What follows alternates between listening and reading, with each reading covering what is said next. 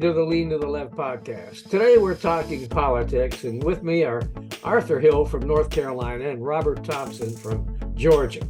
I'm a Marylander transplanted into South Carolina, and together we're the Dixie Dems. There's a lot to talk about today, from the debacle of the Republicans' drama of picking a new Speaker of the House of Representatives and controversies surrounding him, to continued drama in Trump world with former allies flipping on him in court, jockeying among Trump challengers to a Supreme Court case based on Trump's size, or lack thereof, a new Democratic challenger for Biden, redistricting in both Georgia and North Carolina that could change the power structure in those states, and then there's Alabama's Senator Tommy Tuberville, blocking a bunch of military types from being confirmed by the Senate because of abortion objections. So stay with us. Welcome to Lean to the Left, home of no-holds-barred commentary, plus interviews with fascinating people. Some of them top experts, others simply with interesting stories to tell. You'll never know who'll show up at Lean to the Left. Now here's your host, Bob Gaddy. Now, Arthur Hill is communications chair of the Brunswick County, North Carolina Democratic Party. Robert Thompson's based in Atlanta and founded Peach News Now and its opinion podcast, Goddamn Liberals. Me, I do communications work for the Horry County, South Carolina Democratic Party, in addition to hosting this podcast and producing the Lean to the Left blog site. So welcome, guys, to the Dixie Dems on the Lean to the Left podcast. First, let's talk about the new House Speaker, MAGA Mike Johnson of Louisiana. Who wants to go first on this one? I wish I could. I have no idea who he is. So you don't know who he is? No. So let me rewind a little bit. So how long has he been in Congress? Was it like 2 terms? No, I think 3 terms. Yeah. Oh, yeah. 6 years. Okay. That's right. But he has no bank account. Now, nobody's ever heard of the guy until this. They dragged him out of I don't know where, right? Yeah, and he has a bank account. That's right. Yeah, apparently. Yeah, so Bob and Arthur, I assume that you gentlemen get benefits from our government. Now, does our government mail you a check every month, or is it direct deposited? Mine are direct deposited. Yeah, mine too. Yeah. Most people do not find it fun to go to the bank on the first or the third and stand in line and cash a check. So it's just odd that the Speaker of the House claims he has no bank account. I'm not sure if y'all saw that. Is it that he doesn't have a bank account, or that the bank account is so bereft of funding that he doesn't have to report it? There you go, Arthur. If you don't claim you have it, you don't have to answer those questions, I think is where they're going with this. Yeah. And now we have this random black child that came out of the closet somewhere. And then I also heard another friend said that his wife did not show up to the swearing in, but maybe her knees weren't doing so good because she was praying so much that he was going to be Speaker of the House, right? I don't know. I didn't hear any of that stuff. The stuff about the black child, I read, I think it was BET has a piece explaining all this. And according to that piece, they just adopted this kid when he was little, and that I don't see anything unusual about that. It sounded to me like it was a good thing that they did. They're making some kind of nasty thing about this, are they? I think the thing that really put me off was his favorite answer to the media when they were firing questions at him was, read your Bible. Yeah, that's his answer for everything, isn't it? Yeah, read your Bible. It represents another step toward the Christo-fascist tone that a lot of Republicans are taking these days. And I think it was telling that none other than the odious Mike Gaetz said on Steve Bannon's podcast that he said anybody that doesn't realize that the Republican Party is being, I'm paraphrasing here, but that the Republican Party has been taken over by the MAGA side, hasn't been paying attention. The three of us sitting here, I'm sure, have been paying attention, and it's painful to watch. It really is. It's awful. It is. And it's not just the MAGA side. It's the conservative Christians that are taking over the Republican Party too, and they're trying to turn this country into something that was not intended by the founding fathers. Not by a long shot. No. And yeah, so we're supposed to have separation of church and state. So forgive me, it's been a while since I've had civics, but separation of church and state is in the Constitution, right? Yeah. Okay. So if they need to go back and change the Constitution, then clearly, because this guy, and number two, I was about to say, I don't think the name Mike Johnson's anywhere in the Bible. So if all of his responses are go read the Bible, why don't we see the name Mike Johnson in the Bible? He wasn't one of the apostles that I remember. on the version of the Bible that I recall reading. Did you just say that he wasn't one of the apostles? Not the one that I remember, no. That would make him pretty old. Yeah, it would. Well, that's one of the problems with the Republicans is that they're all a bunch of old geezers. I guess that we can say that about some of the Democrats too. Oh man. All right. So what else do we have to say about Mike Johnson, other than the fact that he's homophobic, just a crazy right-wing nutcase? Anything else to say about that? We also have another. Oh, sorry. Go ahead. I was going to say, apparently he had a radio show before he came to Congress. So I'm waiting for somebody to come out with some great quotes from that show or from segments of that show episodes. I bet it's a lot of reading the Bible, Arthur. Maybe. But the other thing, so we have a clock ticking, the debt issue, which is coming up in a couple of weeks, right? So my prediction is that the government's going to get shut down again because the Republicans still have this slim majority. And by the way, they didn't kick that New Yorker guy out this week. So he's still in there because they need his vote.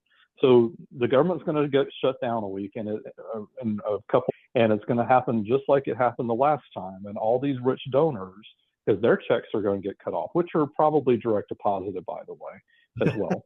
and the government's going to be back open, or he's going to get thrown out again, and we're going to be back in this mess all over again. They're going to try to find a more crazy person to put up there.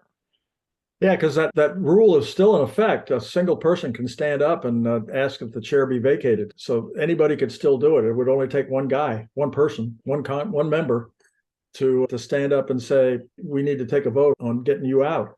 Let's do it. It could happen right after the next continuing resolution gets approved by Congress in a couple of weeks, as you suggest. So he may not be around for long either. We may go back to paralysis.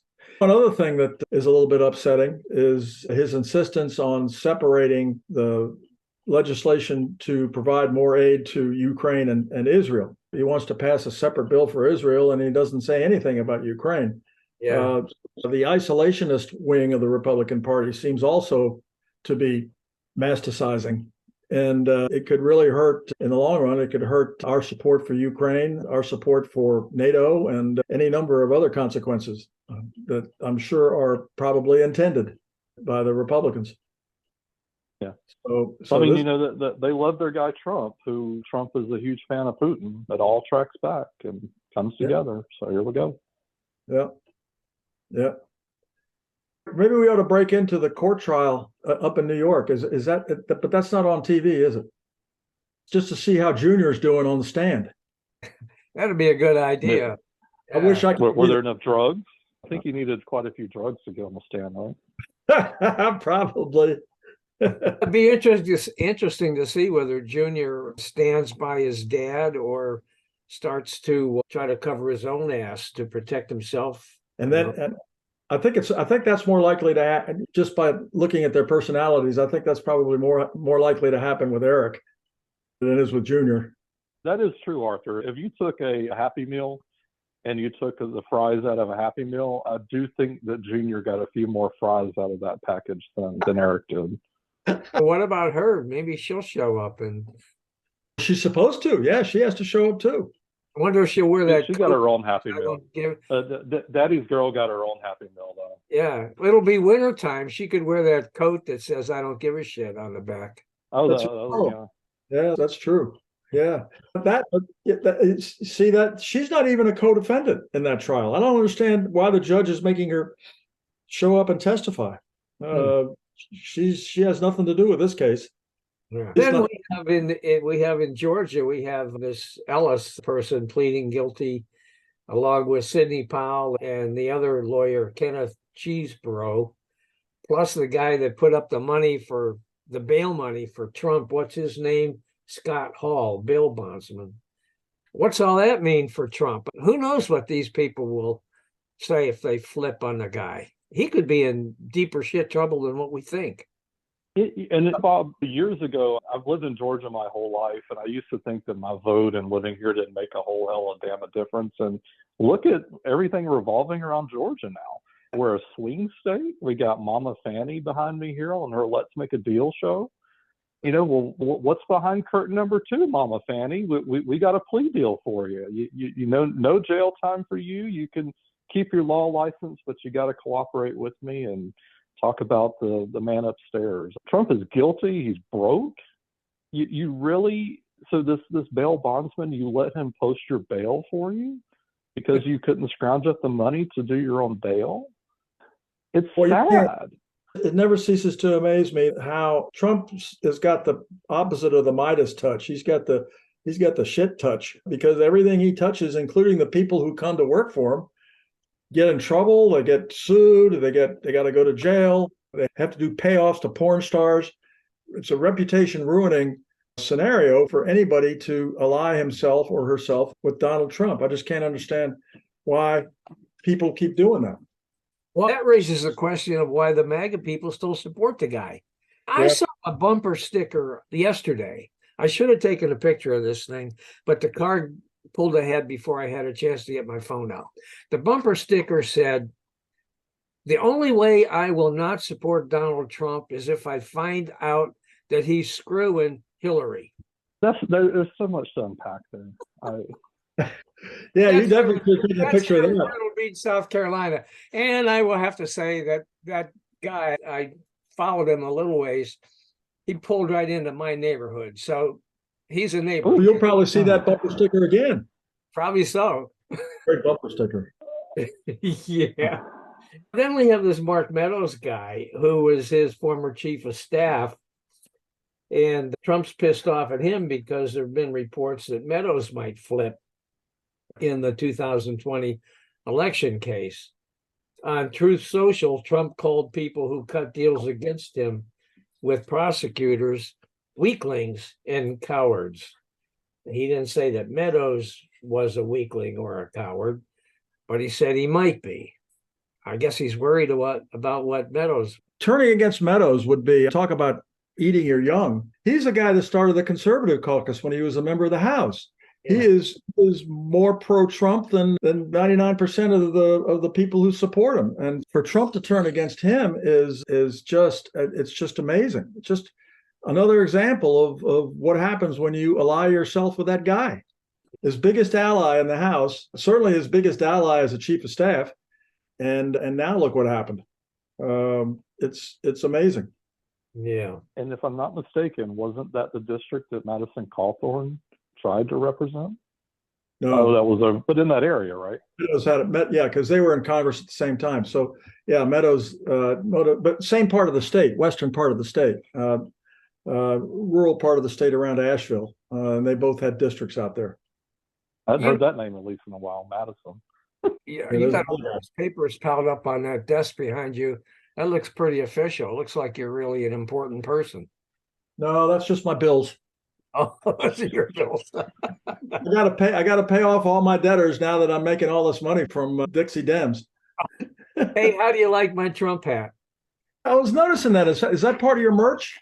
No, it's not my merch. It's the Horry County Democratic Party's merch. Oh, yeah. They had a fundraiser here the other day, and I picked up a couple of these dump Trump hats. I gave one to a friend of mine who was one of my writers on the Lean to the Left blog. And his name is Chris Waldron. And he said that he didn't know where he would wear it. He was afraid he'd get shot. There's always that possibility. Well, I'll tell you one thing, I wouldn't wear it outside of my house, I don't think, unless it was just to a party with a bunch of Democrats. But I certainly wouldn't wear it shopping or Yeah, I've got a T-shirt that I'm reluctant to wear outside the house. It's a pro Biden T-shirt, and it shows the aviator sunglasses thing, and then it says, the copy below it says, "Will you just shut up, man?" And I like the T-shirt, but I don't know about wearing it in the world. Yeah, that's the thing. You always have to be careful. At least I don't want to get shot. That's for sure. Yeah. All right. So now we got Trump with all this stuff going on, all these court cases and everything, these people that are turning against him. And yet he continues to dominate in the Republican sweepstakes. Now things are starting to thin out a little bit. Pence quit, which I thought that was funny. The poor guy. What a sad case he is, Pence. I think he had an event in the library and only 20 people showed up, which I think is actually more than the Lean to the Left live audience. But still, we're not running for president either. Yeah. So there have been some reports around here that South Carolina Senator Tim Scott, he could be the next one to fall. And Nikki Haley, Arthur, your favorite person, appears to be overcoming DeSantis as number 2. What do you think about that? I'm telling you, she scares the hell out of me. If she somehow manages to get the nomination from the Republican parties, and I think that's a real threat. I really do. I think that she could attract a ton of support, and maybe even from some moderate Democrats. Yeah, and speaking of, this is another point that I think people are underestimating. A friend of mine 3 days ago from Florida about DeSantis, he posted a story. A lady was having issues in her retirement home, as a lot of people retire to Florida, and she had to send a premium quote to a lady for a homeowner's insurance policy that was going to be $17,000 a year. This is up from $5,000 a year than it was. And the article goes through all these details of these major sweeping things of DeSantis's blueprint for America in Florida that was supposed to be so great, but it's not affordable. And this is a clear example that it's failing, that him just choosing to ignore reality and just follow his campaign dollars and donors is a disaster. And proof again, that on top of all of the nasty stuff, and the guy is a horrible speaker. He's not likable at all. And there you go. Nikki, she can get up there and smile, and she can be a pretty Karen and put her pearls on, and she's more appealing. Yeah. And I think this is another example of that, very clear. I don't like Nikki Haley either, but if you put the two of them next to each other, good Lord. I want to read you guys a short passage from Jennifer Rubin's column today in the Washington Post. Here's what she wrote. Speaking of Nikki Haley, her path, so slim it's more akin to a thread to victory, would go like this. Senator Tim Scott, short on money, follows former Vice President Mike Pence in exiting the race. In a signal to the normal GOP crowd, both endorse her. Haley finishes second in Iowa and or New Hampshire, chasing out former New Jersey Governor Chris Christie and making it impossible, if he is still in the race, for DeSantis to continue. She then gets to be the single alternative to Trump. There is no sign that Virginia Governor Glenn Youngkin or Georgia Governor Brian Kemp are going to wage a campaign. And then, Rubin writes, that's where things get murky, to say the least. Simply being better than all the clumsy, weak, unprepared, and obnoxious alternatives still leaves Haley facing the overwhelming favorite of the GOP base. This is not 2016, when Trump could get by with winning 35% or so of the early primary electorate to beat back a crowded field. This time, he's got roughly a 30% lead in Iowa in the Des Moines Register poll, and about the same in CNN's South Carolina poll. What do you guys think about that? I agree. And this whole thing that they want to bitch and complain about inflation, and it's just the story that I just told you about what's going on in Florida. You're making Florida unaffordable, but you're going out there and saying you've got a better plan. Well, look at your track record in Florida. You made it unaffordable. And you say you're going to do something about inflation? They have no plan. Yeah. It's a joke. Yeah. Okay. Okay. I think that Haley has the smarts to come up with a plan. I've seen stories that talk about what she's trying to do with abortion. And Bob, you mentioned that she might have a carryover effect with some moderate to conservative Democrats. And I think the position that she's thinking about adopting on abortion is probably a good example of what you just said. Let me ask you a question. In South Carolina, when she ran for governor, did she put together was there any kind of crossover vote then with Democrats? She must have. I can't tell you that because I was not here then. I wasn't paying any attention, but she must have. And when you said that, Arthur, it made me think. I was at a meeting of local Democrats the other weekend. This past weekend, there was a fundraiser. And there's an African-American guy who's running for Congress. He has no chance at all, but he's running for Congress. And he was struggling with positions on two of the very, very controversial issues that he has to deal with here. And one is guns and the other is abortion. Now, among the African-American community in South Carolina, most of them are religion-based. You have to reach them through their churches. You have to show up at the churches and speak and so on. And they have to be wary of the abortion views of this group of people, which tend to be on the conservative side. And there's a group of people right there, I think, that Haley could pick off. I really do. I think she'd probably have the best chance of picking off African-American Democrats in a southern state like South Carolina is probably any of those candidates. Oh, yeah, I agree with you. One of the things we're doing in Brunswick County, North Carolina, is we as a party are reaching out to rural voters and the African-American voters. So, and we've reached out just like you're saying. We're reaching out to the churches, and we've got other initiatives underway, like helping them bring broadband to areas that are unserved within the county now. And our state chair, who herself is from a rural county in North Carolina, in northern North Carolina, she's made it a top priority to go after the rural vote and to make bigger crossroads into the African-American communities. That's a priority here, very much so, with Democrats. And I don't know whether you'll notice significant results by Election Day 2024, but you'll see progress, I'm sure.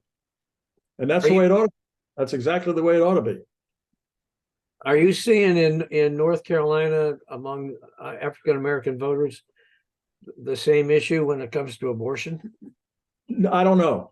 I honestly don't know. I can understand why that might be the case, and I wouldn't be surprised if it was. But so far, we haven't. We've got a pretty liberal stand on abortion in the state and also in the county as a party, and we haven't noticed any pushback. So not yet, but we'll see. Everything that has happened over the past couple of years with abortion, I have heard more. These are guys, white guys, just slightly younger than me, I would say, that are just scared of the whole abortion thing, coming out and saying that this party is insane, that they are saying that if there's an accident or something like that, and that my lady, whether she's my wife or not, is going to have to carry a baby to term. This is insane.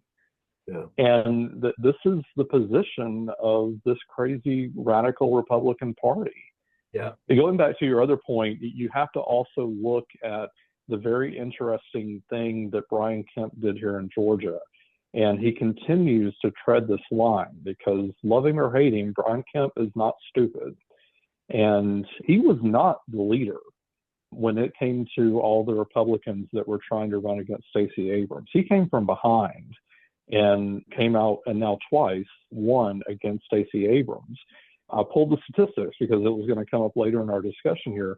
Georgia is barely just over 51% white.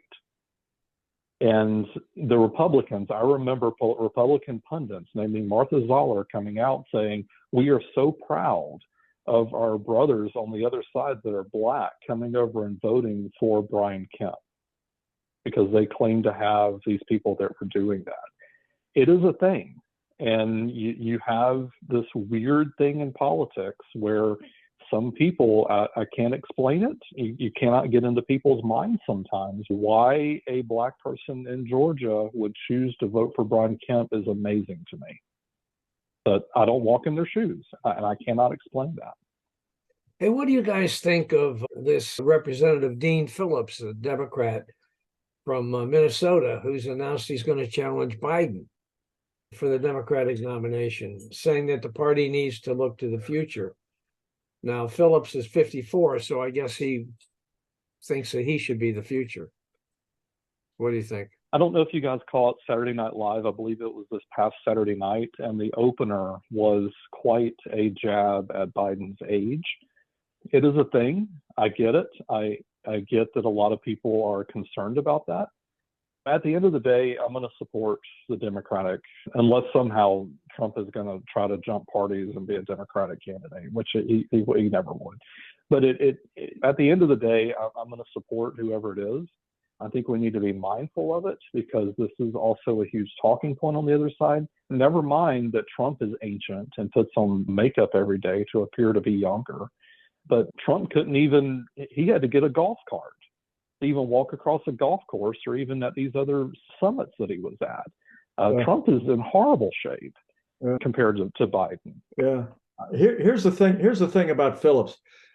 Do we honestly believe that Dean Phillips could have accomplished so much in the international arena as Biden has for the last 3 years? Could he have pulled NATO back together? Could he have provided the support that the world is giving to Ukraine now? Could he have garnered so much support for Israel and injected himself into that conflict and be an active participant in trying to restore order in the Middle East? I don't think so. I don't think Dean Phillips has the, I don't know about the intellect, but he certainly doesn't have the experience that Biden does in that arena. And in the domestic arena, Biden knows how the institution works. He knows how the executive branch works. He certainly knows how Congress works. Phillips hadn't been around that long there either, and he hasn't accrued much seniority. And as far as I know, hasn't been the chair of any committees or subcommittees in the House. So what does he bring to the table? I don't understand. Table? You want me to tell you? Yeah. All right. His family had a big distilling company, a booze company. All right. So he brings booze to the table. That helps. Even more important, he ran the gelato manufacturing company, Talenti. Now, have you guys ever had Talenti ice cream or gelato? I mean, that stuff is awesome. I eat it almost every night. It is good. Okay, that's good. Oh my God, it is just fabulous. And the best one is chocolate chip with coffee flavored. It is just so good. Oh my God, I just love it. That's good. But when was the last time you heard about a Minnesota liquor product getting any blue ribbons? Minnesota booze? What? I know. All right. So anyway, there's some people saying that maybe this guy is just a stalking horse for somebody else who is maybe better known and might have a better chance. Do you think that's true, or do you think this is just ego that this guy decided that he should be president, so he's going to run? That isn't how it works. That isn't how it works. Remember Gene McCarthy when he ran back in 66, whenever it was, 66, 68, the 68 presidential campaign. And everybody thought he was a stalking horse for Bobby Kennedy. That turned out not to be true.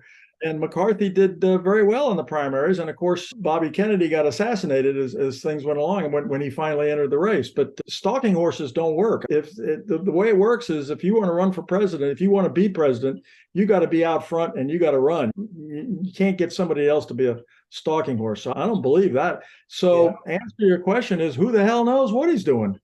I don't get it. Yeah, I don't either. And I think it just reminds me, my whole career, I've known an awful lot of politicians over the years. And there's one thing that they all have in common, and that's a huge ego. Right. And sometimes they think, maybe nobody else thinks it, but they think that they're the one that can do it and that should do it and have a right to it and whatever. And I don't know, maybe that's what's going on with this guy. He's a millionaire, apparently, according to what I've read. He's, as I said, he's an heir to his family's distilling company, and he led the gelato company, Talente. It says here he's Jewish, and he's argued in the wake of the Israel-Hamas conflict that the U.S. needs to support Israel, although he backs a two-state solution long-term. It says in Congress, Phillips has been a fairly moderate member of the House Democratic Caucus, falls to the right of about 80% of his party colleagues in VoteView.com's ideological data, and he belongs to the center-left, business-oriented New Democrat coalition and the Bipartisan Problem Solvers Caucus. So, that's who the guy is. And you just have to wonder, why all of a sudden is he doing this? Yeah. The other thing that I would say, I think I may have mentioned it in other episodes. In Canada and the UK, they have more than two political parties, for lack of a better term. We have more, yes, but they're not viable when it comes to a presidential election. Yeah. You've had so many people that have tried to do this third party thing, or they've tried to go against the others. It's not a very good thing to try to do here in the U.S., and a lot of it comes down to campaign finance. Yeah. And until that changes here in the U.S., it's unfortunately you've got to get on one side of the fence or the other. I've tried to say that so many times. It's just the reality here. And as you were listing out this New Democrat coalition, the Problem Solvers Caucus, and all that, for lack of a better term, that really is our multi-party system here for now. That if you have other ideas versus what the mainstream is, you need to go and get one of those caucuses and try to sway there, because otherwise we still have two big parties here, and you've got to get on one side of the fence or the other. I still fear that you are wasting your vote if you do go the direction of one of these third party or these off the sheet candidates. I really worry about that. It goes back up to the concern about Nikki Haley, that she's going to pull blue votes over to her side. Yeah. Robert, do you think that there's about to be a split in the Republican Party? Split? There already is. There's so many fractures in the Republican Party that you're going to get splinters all day long in that thing. Yeah. But is there a possibility that there could be enough of defections that they could start another party on that side of the aisle? I don't think they can afford to. And you had even the existing candidates, they were all up on that stage and they asked them, are you going to support Trump with all that? And most of them raised their hands. It's that whole BS and that whole thing that they cannot afford to throw Trump out with the bathwater. They cannot afford to splinter because that's all they have left. And they are barely keeping it together. And all that it got them is this slim majority in the House. Hey, I got another Trump thing I want to talk about. These court cases that we've been talking about, that's not the only court case that involves Trump that's important. There's actually one before the Supreme Court right now involving Trump. And that's a guy that wants to trademark the phrase Trump too small for use on T-shirts and elsewhere. Now, it looks like from what I've read, the justices aren't exactly in this guy's corner. Trump too small? What do you think? I was going to ask, what did Lauren Boebert say at the theater about that? What did Lauren Boebert say in the theater? She wasn't manhandling Trump. She was manhandling somebody else, right? Allegedly, but that's my point. Maybe she agrees. Maybe she does. But who would care? How the hell did that case? How did that case get to the Supreme Court? I have no idea. Don't they have anything better to do? Yeah, they do have a lot of better things to do. as a matter of fact. Now, the only other thing that this brings to mind is I know that Taco Bell fought for Taco Tuesday because somebody had trademarked or something about Taco Tuesday, and that got thrown out. So now Taco Bell can market Taco Tuesday. So maybe follow that as a precedent, because obviously there are more Trumps in the world than just Donald Trump. Yeah, I saw in this piece that I was reading in preparation for this very important discussion, I saw a comment that the justices said the guy can still sell his shirts, as we're not stopping him from selling his shirts. We just don't think it should be copyrighted, because if you copyright Trump too small, you could copyright Trump to this and Trump to that, and there'd be no end to it. So it looks like the court isn't going to give this guy the ability to trademark the phrase Trump too small, but you can still buy his shirts online. So that's really important, don't you think? Yeah. Well, Bober didn't ask her. There's some important things to talk about. Redistricting in Georgia and in North Carolina. Some big stuff happening. Arthur, talk to me first about what's going on in North Carolina. The Republicans are at it again. First of all, a little background. In North Carolina, the governor has no say-so or authority in redistricting or gerrymandering. He's totally out of the picture. The supermajority in the state legislature put together a set of maps for congressional maps and district maps, and in secret reported them out of committee on one day and literally approved them the next. And so as it stands right now, the congressional delegation from the state of North Carolina would go from 7-7, which is what it is in the current Congress, to as much as 11-3 in the next Congress, based on what the Republicans have done with gerrymandering. And they've also created a nice district for the woman who turned the Republican majority into a supermajority by defecting from the Democrats. They created a nice district for her to run for re-election that voted for Trump by about 10 or 15 points in the last election. So Gretchen Cotham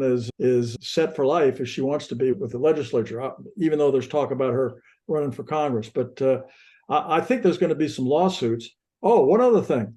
When the legislature passed its budget just a few weeks ago, it included a provision that the legislators could destroy any of their paperwork. Nothing has to be, there's no sunshine rule at the state legislature. It's any paperwork that a legislator or state senator has is his own to keep, and nobody else has to see it. So nobody will know anything about the history of the gerrymandering and what correspondence or views or anything that transpired. Plus, the Supreme Court is now solidly in the Republican camp. So if a lawsuit about the gerrymandering reaches the state Supreme Court, it's pretty clear how they're going to rule. So it doesn't look good in North Carolina for what's going to happen at the state or in the House of Representatives. Not a good thing. Things are a little bit better in Georgia, right? A lot better. Yeah, I was reading up on a couple of updates on this before the call, and I went out because I was curious what basis. I'm not a lawyer. I'm not trying to be one, but I figure we are educated, and Georgia gave me a good public education to be able to read through this. So Georgia, as I said earlier, is just over 51% white. The other side of that is they're calling it 49.6 non-Hispanic white here in Georgia. 31% claim to be Black or African American here in Georgia. But when you look at our 14 districts here in Georgia, 9 are represented by white people, 5 of them by Black people. It should be closer to, that should be 6 or 7 non-white people that should be representing Georgia's 14 districts here. So clearly, I think when they looked at the makeup and how these, I used to literally over in Cobb County, which I take a little bit of credit for. It wasn't all me, but it had to be a portion. But there was a time over in Cobb County that literally across the street from me, they had a different representative than the one that Barry Loudermilk, which is still in Congress, chose to gerrymander me into his district and basically ignore me. The guy never does town halls. He has campaigned with child molesters. There are crazy radical people out there, but just because they know I'm not going to do a town, and by the way, he didn't vaccinate his kids either. But the people like this, that they're going to have to get off their ass, and they're going to have to go out and actually campaign a little bit more and work harder for the people that they're gerrymandering into their districts. And then you look on the other side, these 5 Black representatives, maybe they have to campaign a little bit harder, but you look at those districts and how they have drawn them. You've got them so blue. And the Cook report, one of the districts says blue plus 24. Okay, it doesn't have to be that heavily gerrymandered. And when you look at these maps, that they're talking about doing a new district over on the west side of Atlanta that will probably go. So I'm very excited that it's going to be 1 or 2 more blue districts to send our representatives up to DC. But Mr. Josh McCoon, now imagine that you are the Georgia Republican State Party chairman. What a tough job to have right now. But Josh McCoon, I actually have been at a bar where he tried to sing karaoke. That is my one small connection to Josh McCoon, and it was not pretty. But he described this as a naked power grab.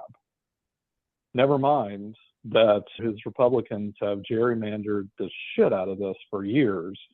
And just that example, when I was in Barry's district for all those years, and just they don't care that they have the power. It's like a kid on the playground. They are going to run away with it and do it every time. Because they can. Yeah, Yeah. right. Mm-hmm. Okay, the last thing I wanted to bring up was this Senator Tommy Tuberville from Alabama. Now, we have Veterans Day coming up on the 11th, Saturday the 11th. And we all need to be thankful to our veterans and express our appreciation for the sacrifices that they've made. And we don't need some senator holding up the confirmation by the Senate of more than 400 military officers that need to be confirmed by the Senate. And the guy, Tuberville's holding up their confirmation because he's upset that the Pentagon has a new policy that they'll pay for travel when a service member has to go out of state for an abortion or other reproductive care. Now, what do you guys think about that? They don't care. Tuberville, last I heard, he lives in Florida. He doesn't even live in Alabama. Really? He just used the name because he was an Auburn coach, and there was a seat over there that they could win. And he's an asshole, honestly, for doing this.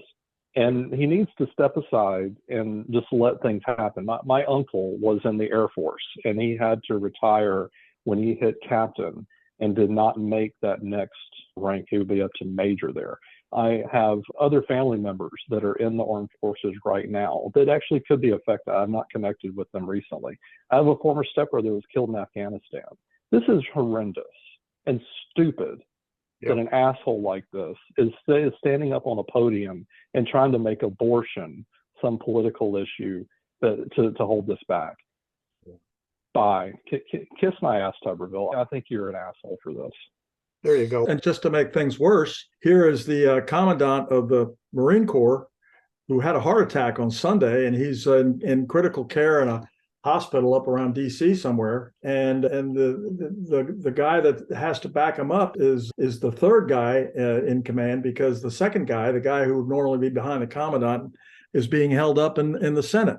It's just appalling to me that anybody would make so light of national security and by pulling off a stunt like this. And I hope that what Schumer's got in mind works. I don't understand why it's going to take it so long for that to happen. The reports I see that if Schumer's gambit to approve everybody en bloc has to clear the Senate is going to take weeks, and I don't understand why it takes so long. But it looks like a lot of Republicans are starting to lose their sense of humor with their colleague from Alabama. And maybe if it percolates for a little while longer, maybe they'll outright vote against him and vote with the Democrats that want to approve all these nominations. I just think, and it comes back to things don't tend to change until they hit home. And we talked about abortion, that's hitting home. And you've got even going more extreme out in Texas, where these people cannot even drive through a county or a city for fear of getting arrested for trying to find an abortion, for a decision that a woman makes that wants to make for herself. You've got this guy out there that maybe there's an officer in one of the armed forces that is just in this holding pattern because they don't know what the hell is going on. It's so unfortunate that it has to actually come down to that reality that maybe these people they continue to lose power and this ship just sinks. It's sad. It really is sad. It is. It is. I want to put in a little plug for a upcoming episode that'll be on the Lean to the Left podcast. It's an interview with Dr. Paul Lawrence, who is the former Undersecretary for Benefits in the U.S. Department of Veterans Affairs. And Dr. Lawrence has written the book, Veterans Benefits for You. And I don't know if you can really see it, but his book is packed full of helpful tips for veterans on how they can maximize the benefits that they're entitled to from the U.S. government. And he was kind enough to be with us to be interviewed. And that show will be streaming in honor of Veterans Day on Thursday, November the 9th. So if that's all I have, you guys have anything else you'd like to add? I need to lower my blood pressure here, but I'm good. I'm exhausted. I am too. And my dog is telling me that he needs some attention. And my wife is sitting here and she wants a little attention. So you guys, I'm gonna knock it off. If that's all right with you. You good? All right. Hey guys, I hope you enjoyed this Lean to the Left video and that you learned something as well. Please come back on a regular basis and check out our interviews with guests on topics that I hope you find interesting, entertaining, and enlightening. And you can check out the schedule of upcoming shows, guests, and topics at podcast.leantotheleft.net. You can also subscribe to our audio version there or to our video shows here at YouTube. And follow us on social media. Facebook at the Lean to the Left podcast, Twitter at Lean to the Left 1, Instagram at BobGaddy_Lean to the Left, and TikTok at Lean to the Left. Our goal is to be informative and entertaining as we and our guests comment on the latest developments in the news and about the social issues that concern us all. This is Bob Gaddy signing off for Lean to the Left. Thanks for sharing your time with us.